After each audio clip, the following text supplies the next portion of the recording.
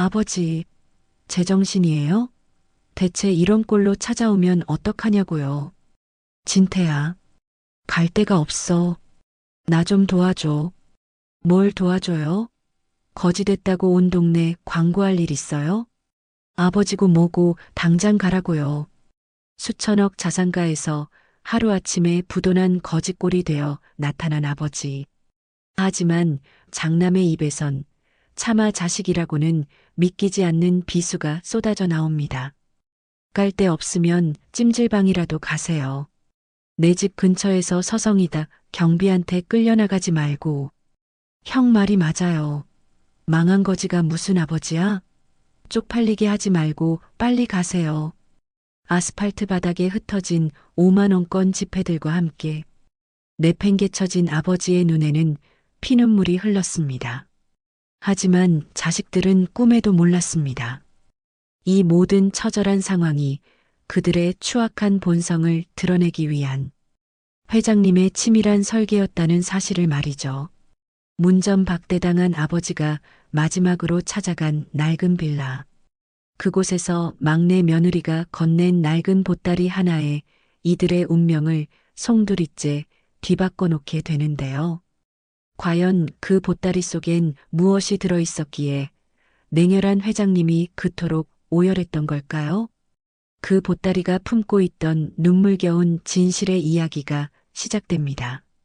사연 시작 전 무료로 할 수 있는 구독을 눌러주시면 당신의 하루에 행운이 찾아올 거예요. 한강건설 본사 회의실에서 나온 한만복 회장이 엘리베이터 문 앞에 서 있었습니다. 이른이 넘은 나이에도 꼿꼿한 어깨와 날카로운 눈빛을 유지하고 있는 한만복은 평생을 일궈온 기업 제국의 최정상에 서 있는 인물이었습니다. 그런데 오늘 한만복의 얼굴에는 깊은 회의감이 서려 있었습니다. 비서실장, 내일부터 모든 언론사에 한강건설 부도서를 흘려라. 한만복이 옆에 선 비서실장에게 차갑게 말했습니다. 비서실장이 놀란 눈으로 한만복을 바라보았습니다. 회장님, 그런 소문이 퍼지면 주가가. 그게 목적이다. 내 자식들이 어떤 놈들인지 확실히 알아야겠어. 한만복이 주먹을 꽉 쥐며 말했습니다. 엘리베이터가 도착했고 한만복이 차갑게 돌아서며 안으로 들어갔습니다. 이틀 후 저녁 한만복은 구멍이 뚫린 낡은 옷을 입고 며칠간 씻지 않아 냄새가 나는 모습으로 장남 진태의 저택 앞에 서 있었습니다. 높은 담장과 화려한 정원으로 둘러싸인 저택에서는 따뜻한 불빛이 새어나오고 있었습니다. 한만복이 떨리는 손으로 대문벨을 눌렀습니다. 누구세요? 인터폰 너머로 진태의 목소리가 들렸습니다. 진태야, 나 아버지다. 좀 도와줘. 한만복이 쉰 목소리로 간절히 말했습니다. 잠시 후 대문이 열리고 진태가 비서들과 함께 나왔습니다. 명품 정장을 입은 진태가 거지꼴이 된 아버지를 보더니 얼굴을 찌푸렸습니다. 아버지. 이런 몰골로 제 집은 왜 찾아오신 거예요? 진태가 차갑게 말했습니다. 한만복이 아들의 소매를 붙잡으며 애원했습니다. 진태야, 회사가 망해서 정말 갈 곳이 없어. 우리 아버지는 한강건설 회장이에요. 당신 같은 거지가 아니라고요. 진태가 아버지의 손을 거칠게 뿌리치며 소리쳤습니다. 한만복이 균형을 잃고 차가운 아스팔트 바닥에 넘어졌습니다. 무릎에서 피가 나기 시작했지만 진태는 눈길도 주지 않았습니다. 그때 소란을 들은 차남이 저택에서 나왔습니다. 차남이 바닥에 쓰러진 한만복을 보더니 코웃음을 쳤습니다. 정말 체면도 없으시네요. 이런 꼴로 우리를 찾아오시다니. 차남이 한만복을 향해 침을 뱉듯 비난했습니다. 하늘에서 비가 내리기 시작했고 한만복은 젖은 바닥에 앉아 아들들을 올려다보았습니다. 제발 하룻밤만 재워줘. 갈 데가 없어. 아버지, 망한 거지가 무슨 아버지예요. 빨리 꺼지세요. 진태가 냉소적으로 웃으며 말했습니다. 차남도 고개를 저으며 등을 돌렸습니다. 정말 볼꼴 사람이네요. 경비원, 이 사람 내보내요. 진태와 차남이 고개를 돌리며 저택 안으로 들어가자 대문이 쾅 소리를 내며 닫혔습니다. 한만복이 빗속에서 홀로 남겨져 떨고 있었습니다. 평생을 위해 살아온 아들들에게 짐승보다 못한 취급을 받는 현실에 가슴이 터질 것 같았습니다. 이제 막내만 남았구나. 한만복이 중얼거리며 몸을 일으켰습니다. 셋째 아들 제식의 아내인 지영이 사는 낡은 빌라를 향해 걸음을 옮겼습니다. 1시간 후 한만복은 지영이 사는 3층 빌라 계단에 쓰러져 있었습니다. 온몸이 젖어 파르르 떨고 있었고 의식이 희미해져 가고 있었습니다. 그때 계단을 올라오는 발걸음 소리가 들렸습니다. 어머, 이게 누구세요? 지영이 계단에 쓰러진 사람을 보고 깜짝 놀라며 다가왔습니다. 가까이 가서 얼굴을 확인한 지영이 기겁했습니다. 아버님? 아버님이 왜 이런 모습으로? 지영이 급히 자신의 외투를 벗어 한만복에게 입혔습니다. 한만복이 간신히 눈을 뜨며 지영을 바라보았습니다. 지영아, 아버지가 정말 망했다. 아무것도 없어. 한만복이 떨리는 목소리로 말했습니다. 지영이 주저하지 않고 한만복을 부축했습니다. 괜찮으세요? 어서 집으로 들어가요. 지영이 힘겹게 계단을 올라가며 말했습니다. 좁은 방 하나가 전부인 집에 도착하자 안에서 큰 소리가 들렸습니다. 돈 다 어디 갔어? 아버지한테서 받은 건 없냐고. 제식이 집안을 뒤지며 소리치고 있었습니다. 지영이 문을 열고 들어가자 제식이 거짓골이 된 아버지를 보고 황당해했습니다. 뭐야, 이 할아버지는? 유산도 없는 노인네를 왜 데려왔어? 제식이 화가 나서 밥상을 발로 찼습니다. 그릇들이 바닥에 떨어져 산산조각 났습니다. 여보, 이분은 아버님이야. 아버님? 우리 아버지는 부자라고. 이런 거지가 아버지일 리 없어.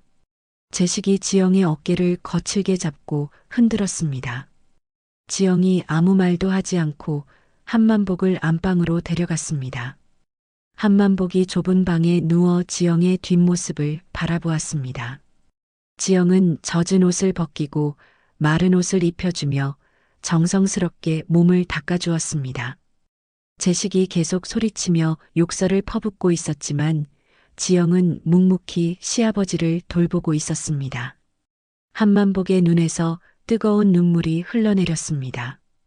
친아들들에게서 느낄 수 없었던 따뜻함이 며느리에게서 전해지고 있었습니다. 다음 날 새벽 지영이 식당 일을 나가기 위해 준비하고 있었습니다. 밤새 끓인 따뜻한 국밥을 그릇에 담고 작은 봉투 하나를 한만복의 머리맡에 놓았습니다. 아버님, 제가 식당에서 미리 받은 돈이에요. 많지는 않지만. 지영이 조심스럽게 말했습니다. 그리고 방 한구석에서 낡은 보따리 하나를 꺼내왔습니다. 아버님, 이것만은 끝까지 지켰어요. 지영이 보따리를 한만복에게 건네며 말했습니다. 한만복이 떨리는 손으로 보따리를 받아들었습니다. 지영아, 이게 뭔데? 어머님이 돌아가시기 전에 저한테 맡기신 거예요. 제가 10년 동안 지켜왔어요. 지영이 눈물을 닦으며 말했습니다. 그리고 서둘러 집을 나갔습니다. 한만복이 혼자 남은 방에서 보따리를 열었습니다. 안에는 사별한 아내의 금가락지와 편지 뭉치가 들어 있었습니다. 편지를 하나씩 펼쳐보니 모두 지영이 시어머니를 그리워하며 쓴 것이었습니다. 어머님, 오늘도 아버님과 제식이를 위해 열심히 살겠습니다. 어머님이 사랑하셨던 이 집안을 제가 지켜내겠습니다. 한만복이 편지를 읽으며 온몸이 떨렸습니다. 자신을 버린 친아들들과 달리 며느리는 10년 동안 한결같은 마음으로 가족을 지켜왔던 것입니다. 미안해. 정말 미안해. 한만복이 방바닥을 주먹으로 치며 대성통곡했습니다. 평생을 쌓아 올린 재산보다 더 귀한 것이 무엇인지 이제야 깨달았습니다. 다음 날 오전 제식이 한만복의 흐느끼는 소리에 잠에서 깼습니다. 벽 너머로 들리는 낮은 울음소리가 계속되자 제식이 짜증스럽게 몸을 일으켰습니다. 아침부터 시끄럽게 뭐 하는 거야? 제식이 문을 거칠게 열고 방 안을 들여다보았습니다. 한만복이 낡은 보따리를 품에 안고 앉아 있었고 그 옆에는 반짝이는 금가락지가 놓여 있었습니다. 제식의 눈이 번쩍 뜨였습니다. 저게 뭐야? 금반지? 제식이 성큼 다가가며 말했습니다. 한만복이 황급히 보따리를 품에 더 깊숙이 안았습니다. 이건 돌아가신 어머니 물건이야. 한만복이 떨리는 목소리로 말했습니다. 제식이 눈을 빛내며 손을 내밀었습니다. 어머니 거라고? 그럼 이제 우리 거잖아. 내놔. 제식이 한만복의 손목을 잡고 보따리를 빼앗으려 했습니다. 한만복이 힘없이 저항하며 보따리를 놓지 않았습니다. 그때 지영이 밖에서 돌아왔습니다. 새벽부터 시장에서 일하고 온 지영의 옷에는 생선 비린내가 배어 있었습니다. 여보, 뭐 하는 거야? 지영이 방 안의 상황을 보고 놀라며 말했습니다. 제식이 지영을 돌아보며 소리쳤습니다. 우리 어머니 금반지가 있었다고. 이 할아버지가 숨겨뒀어. 제식이 더욱 거세게 보따리를 당겼습니다. 지영이 제식과 한만복 사이로 몸을 밀어넣으며 막아섰습니다. 안 돼요. 이건 어머님의 마지막 자존심이에요. 지영이 두 팔을 벌려 한만복을 보호했습니다. 제식이 화가 나서 지영의 뺨을 세게 때렸습니다. 내가 뭔데 끼어들어? 어차피 우리 집안 물건이야. 지영의 뺨이 빨갛게 부어올랐지만 한 발자국도 물러서지 않았습니다. 한만복이 지영의 뒤에서 주먹을 꽉 쥐었습니다. 아들의 탐욕스러운 모습과 며느리의 희생적인 모습이 극명하게 대비되었습니다. 그 시각 한강건설 본사에서는 긴급 이사회가 열리고 있었습니다. 진태가 이사진들 앞에서 서류 뭉치를 펼쳐놓으며 말했습니다. 아버지가 실종된 지 사흘이 지났습니다. 정신적 충격으로 인한 것으로 보입니다. 진태가 가짜로 만든 정신과 진단서를 내밀었습니다. 이사진들이 서류를 살펴보며 수군거렸습니다. 회사를 위해서라도 임시대표를 선임해야 합니다. 진태가 침착하게 말했습니다. 이사진 대부분이 진태의 편에 서 있었고 투표 결과는 뻔했습니다. 한진태 이사를 임시대표로 선임합니다. 회의가 끝나자 진태가 냉소적으로 웃었습니다. 비서가 다가와서 귓속말로 보고했습니다. 회장님의 차명 주식 인감도장을 아직 찾지 못했습니다. 셋째 집을 뒤져봐. 아버지가 그 며느리를 믿었으니까. 진태가 차갑게 말했습니다.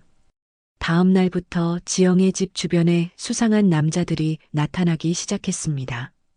지영이 식당으로 출근할 때마다 누군가 뒤를 따라왔습니다.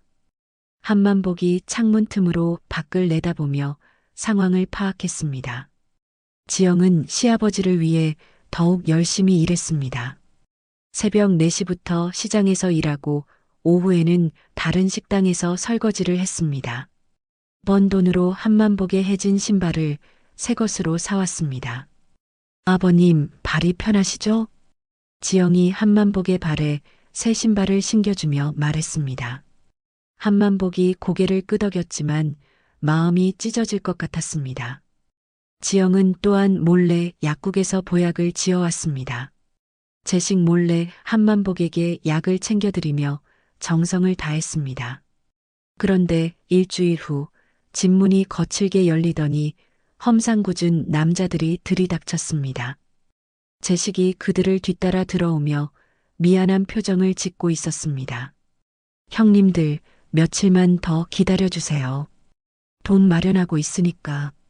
재식이 사채업자들에게 애원했습니다. 사채업자 중 한 명이 재식의 멱살을 잡았습니다. 기다려달라고? 이미 한 달이 넘었어. 오늘 못 주면 이자가 2배야. 사채업자가 집안을 둘러보더니 한만복을 발견했습니다. 저 할아버지는 누구야? 혹시 돈 있는 친척이야? 사채업자가 한만복의 멱살을 잡고 흔들었습니다. 한만복이 힘없이 흔들리며 바닥에 주저앉았습니다. 저는 아무것도 없어요. 한만복이 떨리는 목소리로 말했습니다. 그때 지영이 급히 집으로 돌아왔습니다. 뭐 하는 거예요? 우리 시아버님에게서 손 떼세요. 지영이 한만복 앞을 가로막으며 소리쳤습니다. 사채업자가 지영을 밀어내며 큰 소리쳤습니다. 돈 내놓지 못하면 이 할아버지라도 데려갈 거야. 제발 이러지 마세요. 지영이 한만복을 등 뒤로 숨기며 간절히 말했습니다. 한만복이 지영의 뒷모습을 보며 온몸에 분노가 치밀어 올랐습니다. 주먹을 꽉 쥐고 당장 일어서고 싶었지만 꾹 참았습니다. 사채업자들이 집안을 난장판으로 만들고 나간 후 지영이 한만복을 부축했습니다. 아버님, 괜찮으세요? 한만복이 고개를 끄덕였지만 속으로는 복수를 다짐하고 있었습니다. 그날 밤 지영이 책상에서 무언가를 열심히 쓰고 있었습니다. 한만복이 몰래 들여다보니 골수 기증 서약서였습니다. 지영이 자신의 골수를 팔아서라도 시아버지를 모시려 하고 있었습니다. 지영아, 그게 뭐냐? 한만복이 떨리는 목소리로 물었습니다. 지영이 깜짝 놀라며 서약서를 숨겼습니다. 아무것도 아니에요. 보여줘. 한만복이 단호하게 말했습니다. 지영이 어쩔 수 없이 서약서를 내밀었습니다. 한만복이 서약서를 보고 눈물이 왈칵 쏟아졌습니다. 이런 걸 왜 써? 내가 이럴 가치가 있는 사람인가? 아버님은 저에게 아버지세요. 어떤 일이 있어도 모실 거예요. 두 사람이 서로를 바라보며 눈물을 흘렸습니다. 한만복이 주머니에서 낡은 휴대폰을 꺼내 메시지를 보냈습니다. 작전 개시 준비하라. 몇 분 후 비서실장에게서 답장이 왔습니다. 언제든지 가능합니다. 회장님, 한만복이 은밀히 집을 나서려고 했습니다. 그런데 빌라 입구에 검은 차 3대가 서 있었습니다. 진태가 보낸 괴한들이 빌라를 완전히 포위하고 있었습니다. 한만복이 재빨리 집으로 돌아가 창문을 통해 밖을 내다보았습니다. 덩치 큰 남자들이 빌라 앞과 뒤편을 모두 막고 있었습니다. 지영이 한만복의 긴장한 표정을 보고 물었습니다. 아버님, 무슨 일이세요? 지영아, 오늘 밤은 위험할 것 같다. 한만복이 창밖을 가리키며 말했습니다. 지영이 창문으로 다가가 밖을 보더니 얼굴이 하얘졌습니다. 일촉즉발의 위기 상황이 다가오고 있었습니다. 그때 빌라 아래층에서 발걸음 소리가 들렸습니다. 누군가 계단을 천천히 올라오고 있었고 곧 문을 두드리는 소리가 났습니다. 경찰입니다. 문 열어주세요. 중후한 목소리가 문 너머로 들려왔습니다. 지영이 놀란 얼굴로 한만복을 바라보았습니다. 한만복이 고개를 끄덕이며 지영에게 문을 열라고 신호했습니다. 지영이 문을 열자 50대 남자가 경찰 수첩을 보여주었습니다. 저는 강력계 조 형사입니다. 한만복 씨 계신가요? 조 형사가 집안을 둘러보며 말했습니다. 한만복이 떨리는 몸으로 일어나 조 형사 앞에 섰습니다. 저입니다. 한만복 씨, 당신은 현재 공금 횡령 혐의로 수배 중입니다. 조 형사가 엄숙하게 말했습니다. 지영이 깜짝 놀라며 한만복을 바라보았습니다. 횡령이요? 그게 무슨... 한강건설에서 수백억 원을 빼돌린 혐의입니다. 동행해 주시죠. 조 형사가 수갑을 꺼내려 하자 재식이 방에서 뛰어나왔습니다. 재식이 상황을 파악하고는 한만복을 가리키며 소리쳤습니다. 그래요. 이 사람 데려가세요. 범죄자가 우리 집에 있을 이유가 없어요. 제식이 한만복의 팔을 잡고 현관 쪽으로 끌고 가려 했습니다. 지영이 제식의 앞을 막아서며 소리쳤습니다. 안 돼요. 아버님이 그런 일을 하실 리 없어요. 뭘 모르고 그래. 이 사람은 도둑이라고. 제식이 지영을 밀어내려 하자 지영이 제식의 뺨을 세게 때렸습니다. 여보가 뭘 안다고 그래요? 아버님은 그런 분이 아니에요. 지영이 눈물을 흘리며 한만복 앞을 지켰습니다. 제식이 뺨을 만지며 당황해했습니다. 결혼 후 처음 보는 지영의 강한 모습이었습니다. 조 형사가 시계를 보며 말했습니다. 일단 조사를 위해 서에 가셔야겠습니다. 그때 아래층에서 발소리가 들렸습니다. 진태가 덩치 큰 남자들 5명과 함께 계단을 올라오고 있었습니다. 형사님, 수고하셨습니다. 이제 저희가 처리하겠습니다. 진태가 조 형사에게 인사하며 말했습니다. 진태의 눈빛이 차갑게 식어 있었습니다. 아버지, 여기 계셨군요. 진태가 한만복을 보며 냉소적으로 웃었습니다. 괴한들이 집 안으로 들어와 가구를 발로 차기 시작했습니다. 책상이 넘어지고 그릇들이 바닥에 떨어져 깨졌습니다. 뭐 하는 거예요? 남의 집에서. 지영이 괴한들을 막으려 하자 진태가 손짓으로 제지했습니다. 며느리, 조용히 하고 있어. 아버지와 할 이야기가 있거든. 진태가 한만복에게 다가가며 말했습니다. 이 늙은이가 아직도 회장인 줄 아나? 이미 끝났어. 진태가 손을 들어 한만복의 뺨을 치려 하는 순간이었습니다. 지영이 한만복 앞으로 몸을 던져 대신 그 손바닥을 맞았습니다. 으악! 지영이 바닥에 쓰러지며 입에서 피가 흘러나왔습니다. 한만복이 쓰러진 지영을 보며 온몸이 떨렸습니다. 진태가 쓰러진 지영을 내려다보며 비웃었습니다. 쓸데없이 끼어들다가 다쳤네. 바보 같은 년. 진태가 가방에서 서류를 꺼내 한만복 앞에 내밀었습니다. 아버지, 여기 사인하세요. 전 재산 포기각서와 차명 주식 양도서입니다. 나는 그런 건 안 써. 한만복이 떨리는 목소리로 말했습니다. 진태가 괴한들에게 눈짓하자 그들이 한만복의 팔을 붙잡았습니다. 강제로라도 찍게 할 거야. 손가락 하나씩 꺾어가면서 말이야. 괴한 중 한 명이 한만복의 검지손가락을 잡고 뒤로 꺾기 시작했습니다. 한만복이 아픔을 참으며 이를 악물었습니다. 그때 바닥에 쓰러져 있던 지영이 기어와서 진태의 다리를 붙잡았습니다. 제발, 제발 아버님을 가만히 둬요. 제발. 지영이 피를 흘리며 간절히 애원했습니다. 한만복이 지영의 모습을 보며 더 이상 참을 수 없었습니다. 순간 한만복의 굽었던 허리가 곧게 펴졌습니다. 평생을 기업 제국을 다스려온 회장의 카리스마가 온몸에서 뿜어져 나왔습니다. 한만복이 차가운 눈빛으로 진태를 응시했습니다.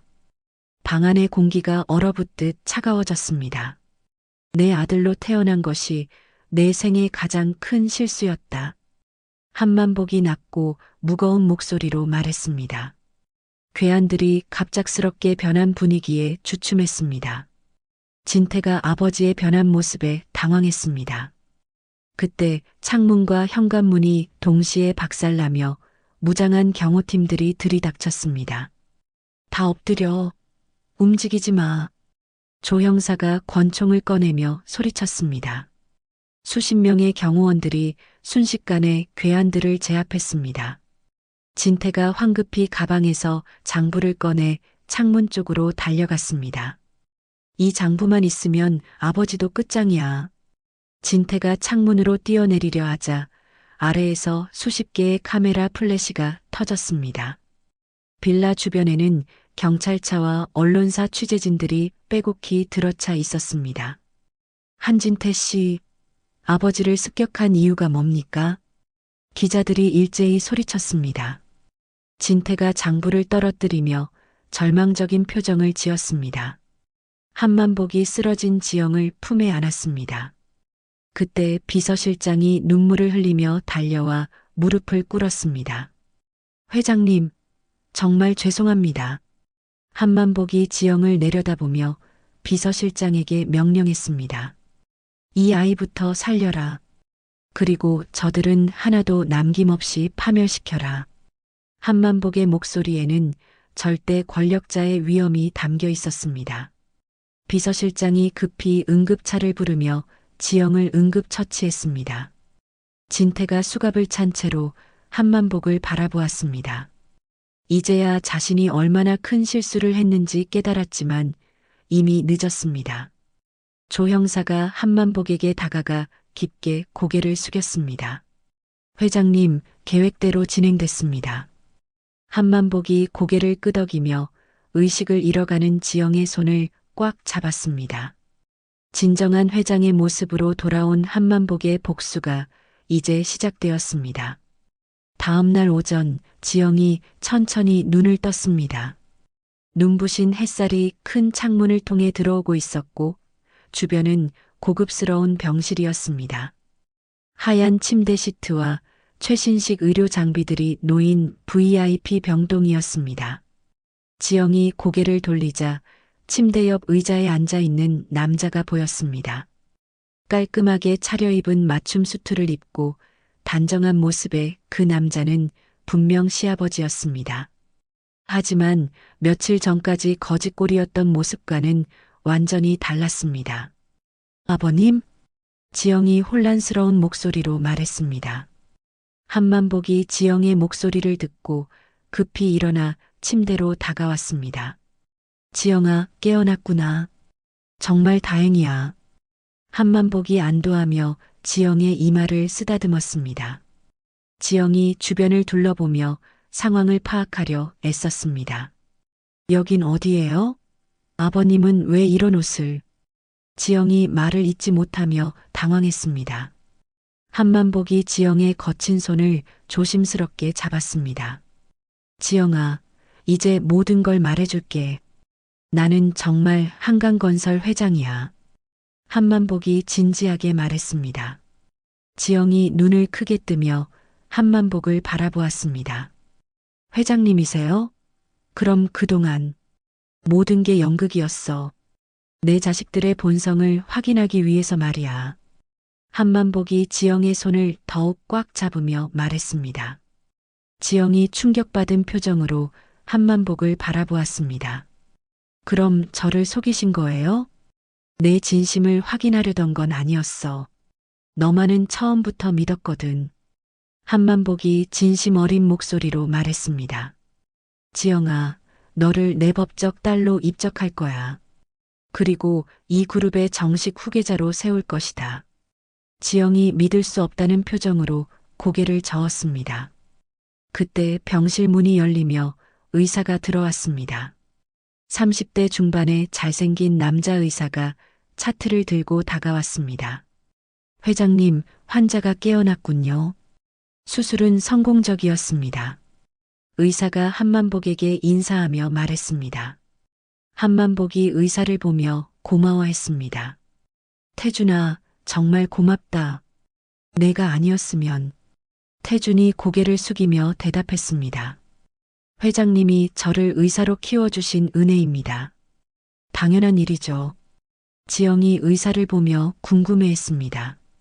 한만복이 지영에게 설명했습니다. 이 친구는 강태준 의사야. 내가 10년 전에 장학금을 줘서 키운 아이지. 태준이 지영에게 인사했습니다. 처음 뵙겠습니다. 앞으로 회장님을 잘 모셔주세요. 지영이 아직도 상황이 믿어지지 않아 어리둥절해했습니다. 한편 한강건설 본사에서는 비서실이 바쁘게 움직이고 있었습니다. 비서실장이 직접 언론사들의 자료를 배포하고 있었습니다.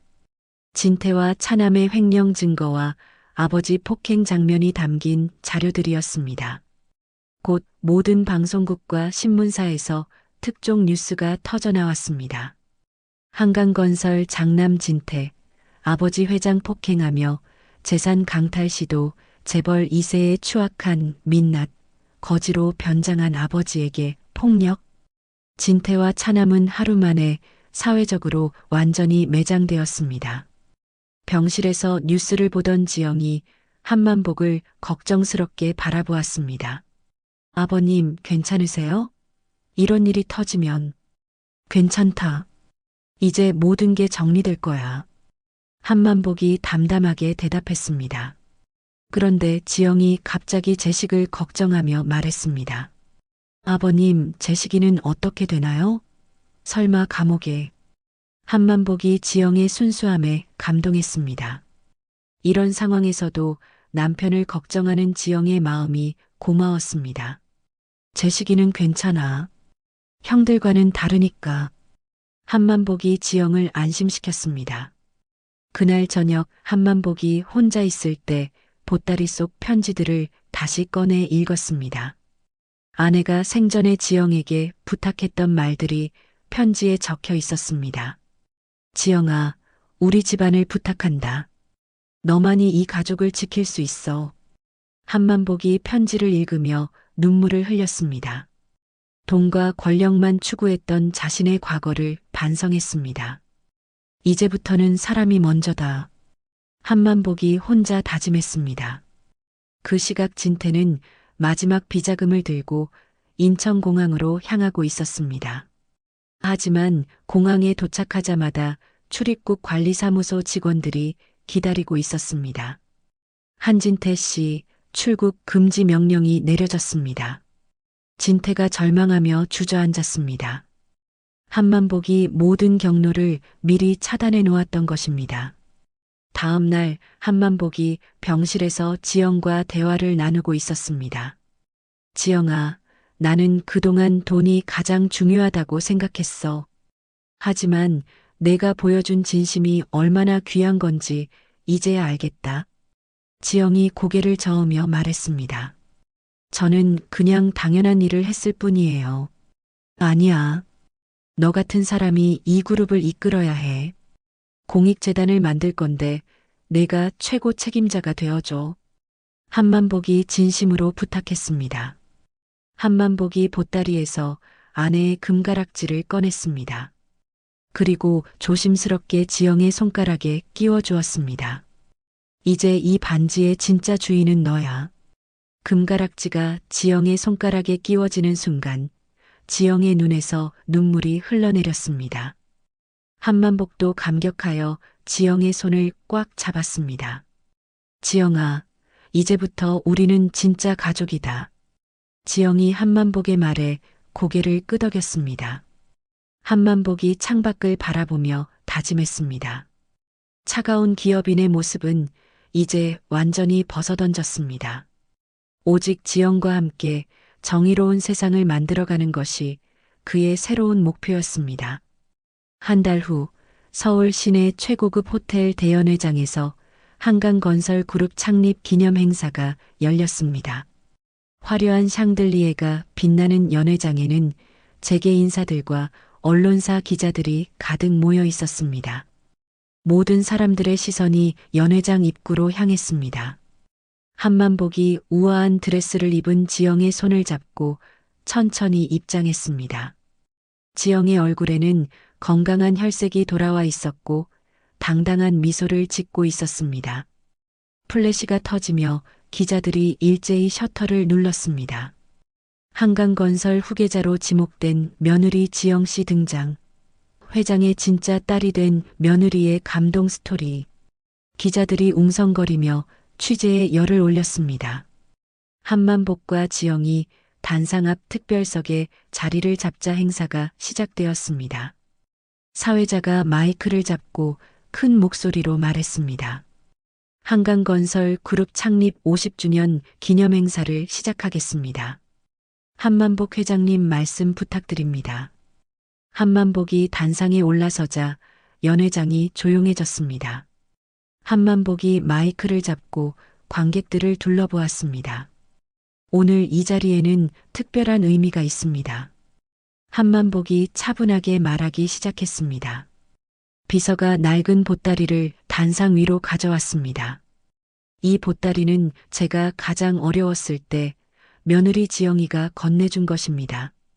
한만복이 보따리를 들어보이자 연 회장이 술렁거렸습니다.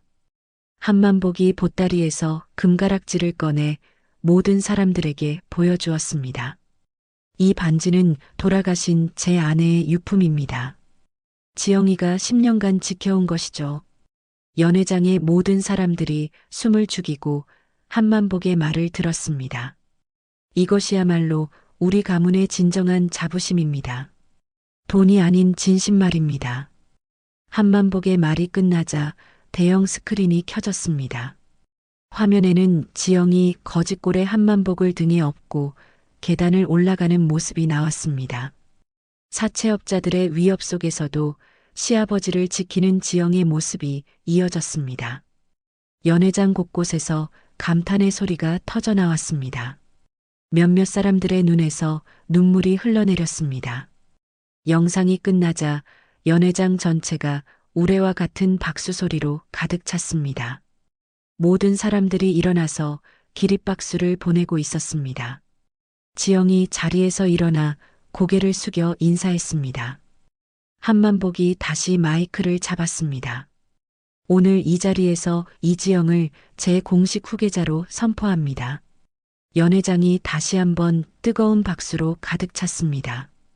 한만복이 손을 들어 조용히 해달라고 신호했습니다. 그리고 한 가지 더 중요한 발표가 있습니다. 모든 사람들이 긴장하며 한만복을 바라보았습니다. 한강건설 그룹의 전 재산을 사회공헌을 위한 공익재단으로 출연하겠습니다. 연 회장이 충격에 빠져 조용해졌다가 곧 폭발적인 박수가 터져나왔습니다. 지영이 감격하여 눈물을 흘리며 단상으로 올라갔습니다. 한만복이 지영을 따뜻하게 껴안았습니다. 지영도 한만복을 꽉 안으며 눈물을 흘렸습니다. 연 회장의 모든 사람들이 일어나서 끝없는 박수를 보냈습니다. 행사가 끝난 후 저녁 한만복과 지영은 화려한 연 회장을 빠져나왔습니다. 한만복이 지영에게 제안했습니다. 지영아, 우리 어머니가 즐겨 가시던 식당에 가자. 두 사람이 도착한 곳은 작고 소박한 동네 식당이었습니다. 낡은 테이블과 의자가 있는 평범한 식당이었지만 따뜻한 분위기가 느껴졌습니다. 사장님, 된장찌개 2개 주세요. 지영이 친근하게 주문했습니다. 한만복이 지영을 보며 미소를 지었습니다. 이런 곳이 훨씬 편하다. 식사를 마친 후 지영이 작은 상자를 한만복에게 내밀었습니다. 아버님, 제가 첫 월급으로 산 선물이에요. 한만복이 상자를 열자 고급스러운 구두가 들어 있었습니다. 한만복이 감동하여 구두를 꺼내 보았습니다. 지영아, 이런 비싼 걸 아버님께서 새로운 길을 걸어가시라는 의미예요. 한만복이 구두를 신고 식당 밖으로 나왔습니다. 근처 작은 공원을 천천히 걸으며 생애 가장 평온한 미소를 지었습니다. 벤치에 앉은 두 사람이 조용히 대화를 나누었습니다. 지영아, 내 순수한 진심이 내 메마른 삶을 구원했어. 한만복이 진심으로 말했습니다. 이제 너는 단순한 며느리가 아니라 내 영혼을 닮은 진짜 딸이야. 지영이 한만복의 어깨에 기대며 말했습니다. 아버님도 저에게 진짜 아버지가 되어주셨어요. 두 사람이 서로를 바라보며 미소를 지었습니다. 달빛 아래서 진정한 가족이 된 두 사람의 모습이 아름다웠습니다. 그런데 공원 저편 어둠 속에서 누군가 지영을 지켜보고 있었습니다. 검은 옷을 입은 남자가 휴대폰으로 누군가에게 전화를 걸었습니다. 목표를 확인했습니다. 지시를 기다리겠습니다. 남자가 조용히 전화를 끊고 지영을 계속 지켜보았습니다. 평온했던 분위기에 다시 긴장감이 흐르기 시작했습니다. 한만복과 지영은 아직 자신들을 노리는 위험을 알아차리지 못하고 있었습니다. 새로운 위기가 다가오고 있었지만 두 사람은 여전히 행복한 대화를 나누고 있었습니다. 3일 후 오후 지영이 한강건설 복지재단 사무실에서 업무를 보고 있었습니다. 새로 시작된 공익사업 계획서를 검토하며 열심히 일하고 있었습니다.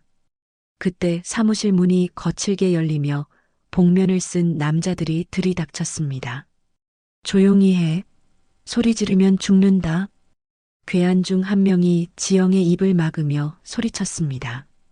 지영이 저항하려 했지만 여러 명에게 붙잡혀 끌려갔습니다. 사무실 직원들이 놀라서 소리치려 하자 괴한들이 위협했습니다. 1시간 후에 경찰에 신고해. 그 전에 신고하면 이 여자 죽는다. 지영이 검은 승합차에 강제로 태워져 어딘가로 끌려갔습니다. 1시간 후 한만복이 급보를 듣고 사무실로 달려왔습니다. 경찰들이 현장을 수색하고 있었고 조 형사가 한만복에게 상황을 보고했습니다.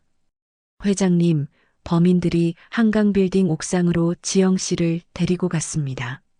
한만복의 얼굴이 창백해졌습니다. 급히 한강빌딩으로 향하는 차 안에서 휴대폰이 울렸습니다. 아버지, 오랜만이네. 진태의 목소리가 들렸습니다. 한만복이 떨리는 목소리로 대답했습니다. 진태야, 지영이를 어떻게 했어? 걱정 마. 아직 살아있어. 하지만 내가 내 말을 안 들으면 모르지. 진태가 냉소적으로 웃으며 말했습니다.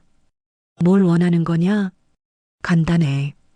모든 경영권 포기 각서와 해외 도피 자금 100억. 1시간 안에 옥상으로 혼자 와. 전화가 끊어지고 한만복이 주먹을 꽉 쥐었습니다. 30분 후 한강빌딩 옥상에서 진태가 지영을 난간 가까이로 끌고 갔습니다. 지영의 손과 발이 밧줄로 묶여 있었고 입에는 테이프가 붙어 있었습니다. 진태의 눈빛이 광기로 가득 차 있었습니다. 내가 나타나서 내 인생이 완전히 망가졌어. 진태가 지영을 향해 소리쳤습니다. 지영이 고개를 저으며 무언가 말하려 했지만 테이프 때문에 소리가 나지 않았습니다. 아버지가 너를 후계자로 세우면서 내 모든 꿈이 사라졌다고. 진태가 지영을 더욱 난간 가까이로 밀어붙였습니다. 아래로 내려다보면 수십 층 높이의 아찔한 낭떠러지였습니다. 그때 옥상 문이 열리며 한만복이 혼자 나타났습니다. 한만복이 진태를 보며 간절하게 말했습니다. 진태야, 지영이는 놓아줘. 내가 원하는 건 다 주겠다. 진태가 아버지를 보며 비웃었습니다. 이제야 왔네? 늦었으면 이 여자 떨어뜨릴 뻔했어. 한만복이 무릎을 꿇고 진태 앞에 엎드렸습니다. 제발, 제발 그 아이만은 살려달라. 내 모든 재산을 다 줄 테니까. 한만복이 오열하며 애원했습니다. 아들에 대한 부성애가 아니라 한 인간으로서 간절한 호소였습니다. 지영이 테이프를 뜯으며 한만복을 향해 외쳤습니다. 아버님, 절대로 저들 때문에 무너지지 마세요. 지영이 자신의 아니보다 한만복의 명예를 걱정하는 모습에 진태가 더욱 화가 났습니다. 지금 이 상황에서도 아버지 걱정이야? 정말 웃기는 년이네. 그때 옥상 다른 쪽 문이 열리며 재식이 나타났습니다. 재식이 형 진태를 보며 소리쳤습니다. 형, 그만해. 지영이한테 왜 이래? 재식이 진태의 앞을 가로막으며 지영을 보호하려 했습니다. 재식아, 내가 여기 왜 와? 진태가 당황하며 말했습니다. 형이 이런 짓을 할 줄 몰랐어. 지영이는 우리 가족이야. 재식이 지영을 구하기 위해 진태에게 덤벼들었습니다. 형제가 옥상에서 몸싸움을 벌이기 시작했습니다. 내 때문에 내 인생이 망가졌는데 또 방해하려고. 진태가 재식을 밀어내며 흉기를 꺼냈습니다. 그때 옥상 주변에서 붉은 레이저 점이 진태의 가슴에 맺혔습니다. 조 형사가 확성기로 소리쳤습니다. 무기를 버리고 항복해. 저격수가 조준하고 있다. 진태가 주변을 둘러보니 옥상이 완전히 포위되어 있었습니다. 헬기까지 떠서 상공을 맴돌고 있었습니다. 지영이 극도의 공포와 스트레스로 인해 갑자기 쓰러졌습니다. 과거 머리 부상 부위에서 출혈이 시작된 것 같았습니다. 지영아. 한만복이 비명을 지르며 진태를 향해 달려갔습니다. 진태가 당황한 틈을 타 제식이 지영을 안전한 곳으로 끌고 갔습니다. 경호팀이 옥상으로 올라와 진태를 완전히 제압했습니다. 진태가 수갑을 찬 채로 처참하게 끌려갔습니다. 이건 끝이 아니야. 기억해둬. 진태가 마지막까지 소리치며 사라졌습니다. 한만복이 쓰러진 지영을 품에 안고 옥상 바닥에 주저앉았습니다. 지영아, 지영아, 정신 차려. 한만복이 지영의 이름을 부르짖으며 눈물을 흘렸습니다. 지영의 의식이 점점 희미해져 갔습니다. 응급차가 도착해 지영을 병원으로 이송했습니다. 한만복이 구급차에 함께 타며 지영의 손을 꽉 잡았습니다. 병원에 도착한 후 지영이 응급수술실로 들어갔습니다. 태준이 급히 달려와 수술을 맡았습니다.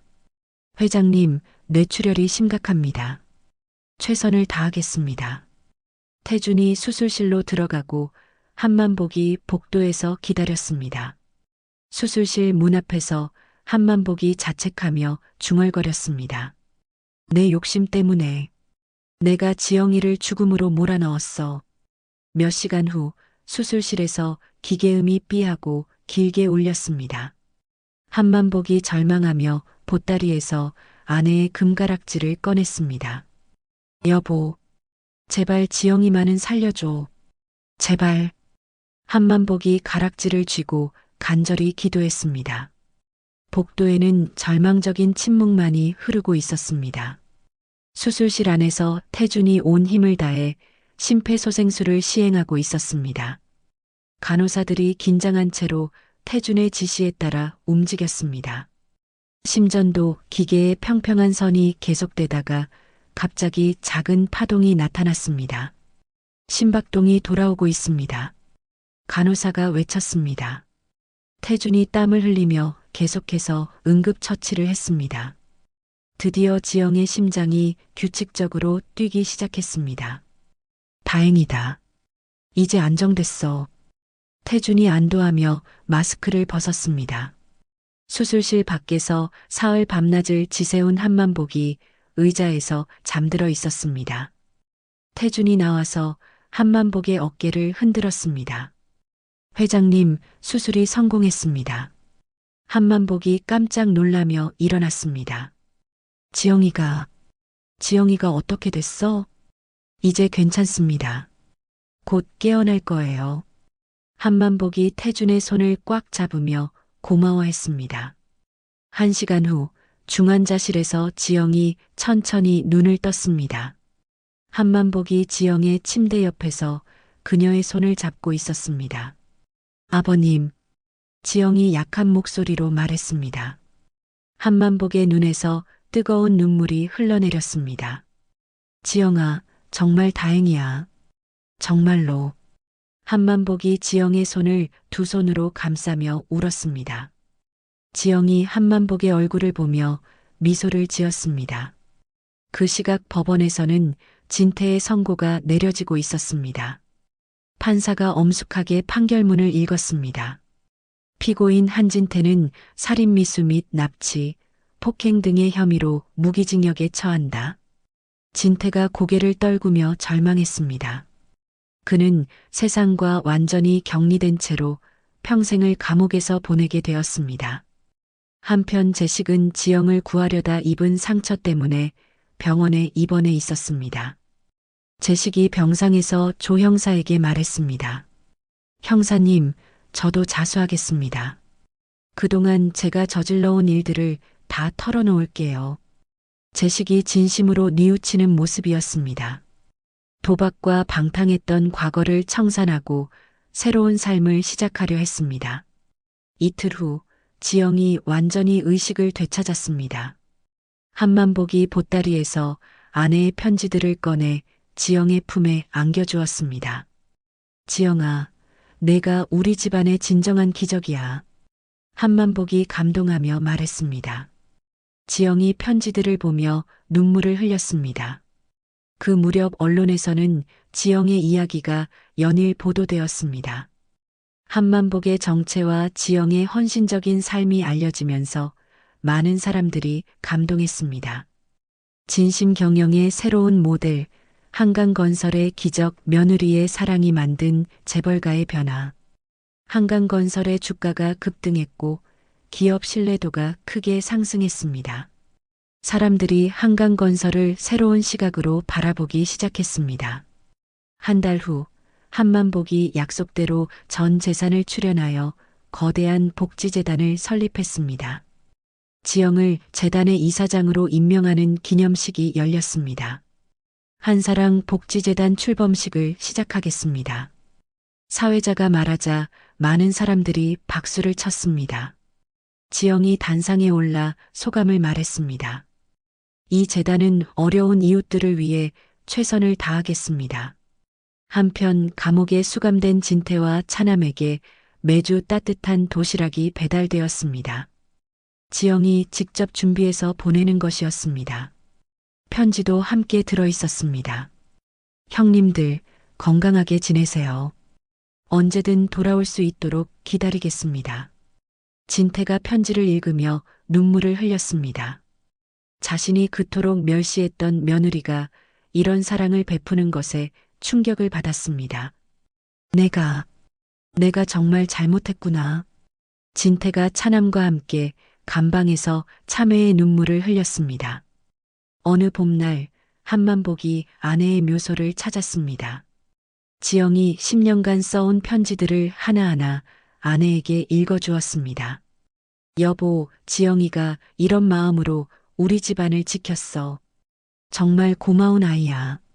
한만복이 묘비 앞에서 편지를 읽으며 평화로운 미소를 지었습니다. 오랫동안 짊어져온 무거운 짐을 내려놓는 기분이었습니다.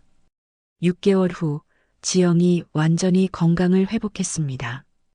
휠체어에서 일어나 다시 꼿꼿이 서서 걸을 수 있게 되었습니다. 한강건설 신사옥 준공식에서 한만복과 지영이 나란히 서 있었습니다. 지영이 강단 있는 목소리로 말했습니다.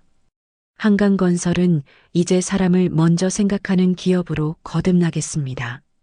박수가 터져나오고 기자들이 셔터를 눌렀습니다. 지영이 진정한 여성 리더로 성장한 모습이었습니다. 한만복이 지영을 바라보며 흐뭇해했습니다. 그의 가문에는 이제 돈이 아닌 신뢰와 사랑이 가장 큰 자산이 되었습니다.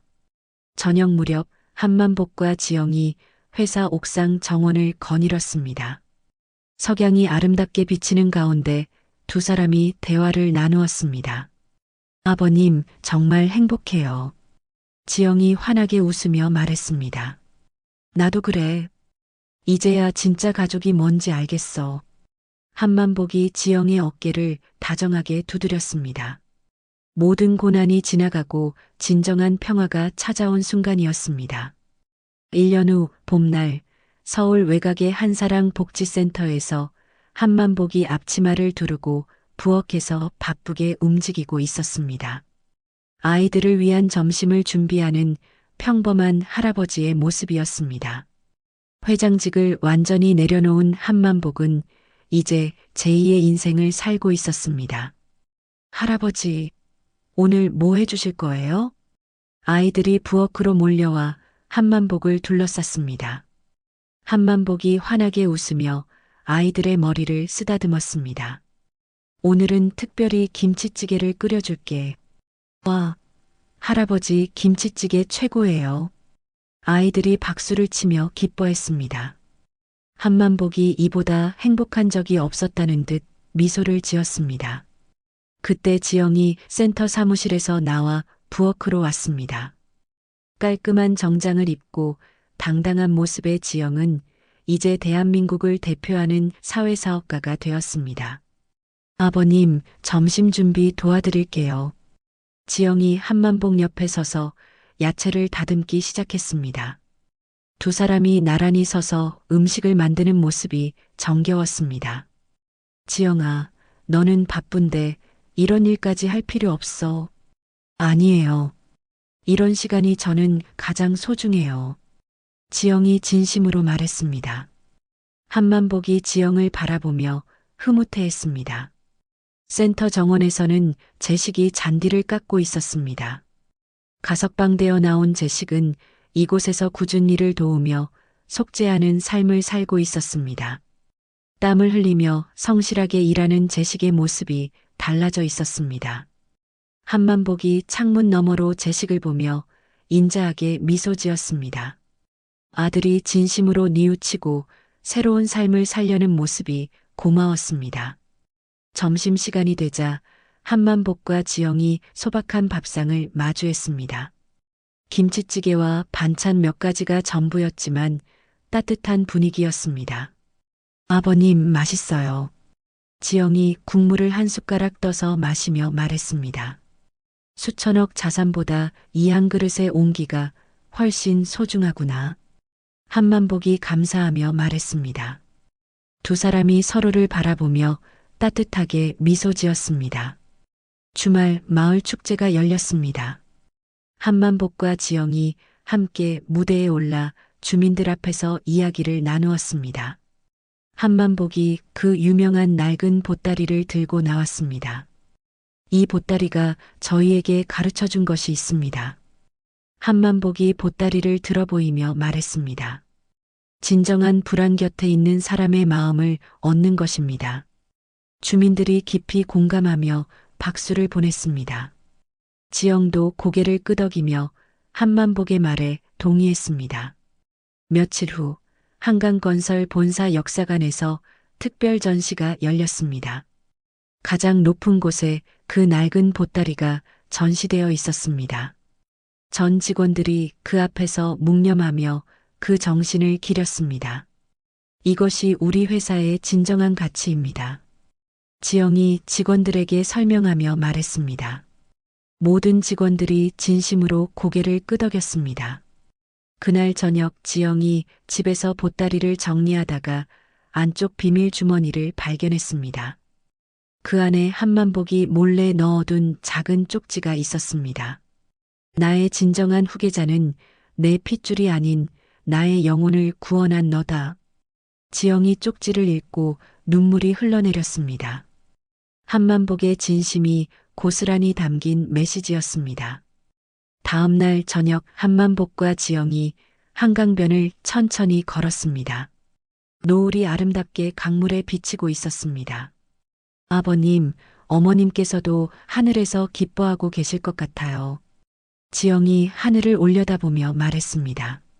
그래. 우리 어머니도 제식이 어머니도 모두 안심하실 거야. 한만복이 고개를 끄덕이며 대답했습니다. 아버님, 앞으로 우리가 더 많은 사람들을 도울 수 있을까요? 물론이지. 우리에게는 가장 큰 힘이 있으니까. 그게 뭔가요? 서로를 진심으로 사랑하는 마음이지. 두 사람이 강변 벤치에 앉아 석양을 바라보았습니다. 먼저 떠난 가족들을 추억하며 남은 생을 어떻게 의미 있게 보낼지 이야기했습니다. 한강이 흘러가는 모습처럼 시간도 평화롭게 흘러갔습니다. 두 사람의 모습에서는 비극적인 시험을 통과한 후에야 얻을 수 있는 깊은 평안이 느껴졌습니다. 시련은 그들을 더욱 강하게 만들었고 진정한 사랑의 결실을 맺게 했습니다. 달빛이 강물에 비치는 저녁, 지영이 손가락에 끼워진 금가락지를 바라보았습니다. 낡고 소박하지만 그 어떤 보석보다 값진 의미를 담고 있는 반지였습니다. 그 반지는 진정한 유산은 돈이 아니라 마음이라는 것을 보여주고 있었습니다. 한만복과 지영이 손을 잡고 집으로 돌아가는 뒷모습이 달빛 아래 아름답게 실루엣을 그렸습니다. 진정한 가족이란 혈연이 아닌 마음으로 이어지는 것임을 보여준 한만복 회장과 지영의 이야기가 막을 내립니다. 모든 시련을 극복하고 서로를 구원한 두 사람의 모습에서 우리는 진정한 부와 행복의 의미를 되새기게 됩니다.